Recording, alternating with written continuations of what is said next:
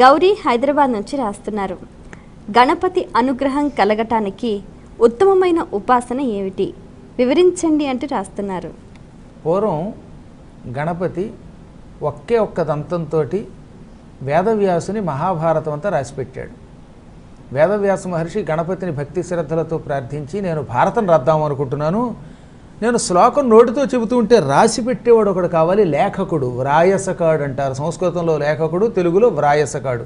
రాసి పెట్టమంటే అప్పుడు గణపతి ఆయన్ని అనుగ్రహించడానికి ఒక దంతం విరగ్గొట్టుకొని దానిని కలముగా లేఖినిగా మార్చుకొని తాళపత్రాల మీద, భూర్జపత్రాల మీద భారతం ఆయన చెబుతుంటే రాసిపెట్టాడు.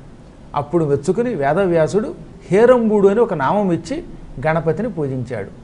ఈ హేరంబ గణపతిని ఉపాసన చేస్తే అన్ని పనులు తొందరగా నెరవేరతాయి.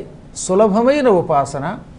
గణపతిని విశిష్ట రీతిలో ఆశ్రయించి ఉపాసించి తరించే మార్గం హేరంబ గణపతి యొక్క ఉపాసన. దీనికి చేయవలసిన పని ఏమిటి?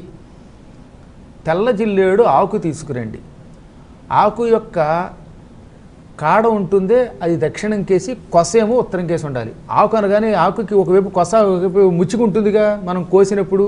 ఆ ముచ్చిక దక్షిణానికి ఉండాలి, కొసేమో ఉత్తరం వైపు ఉండాలి.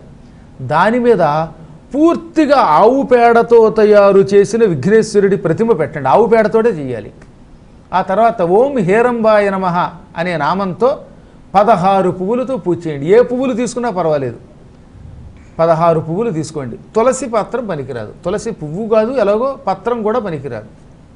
తులసి ఆకు కాకుండా గన్నేరు, మందార, సంపంగి ఇలాంటి ఏవైనా పువ్వులు 16 పువ్వులతో ఓం హేరంబాయ నమః అనుకుంటూ ఒక్కొక్క పువ్వుతో ఆయన పూజించండి.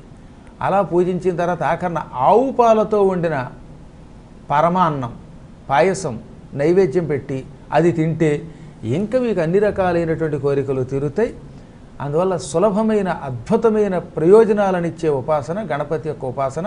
పాల్గొన శుక్లపక్ష చతుర్థి నాడు హేరంబ గణపతి యొక్క ఉపాసన.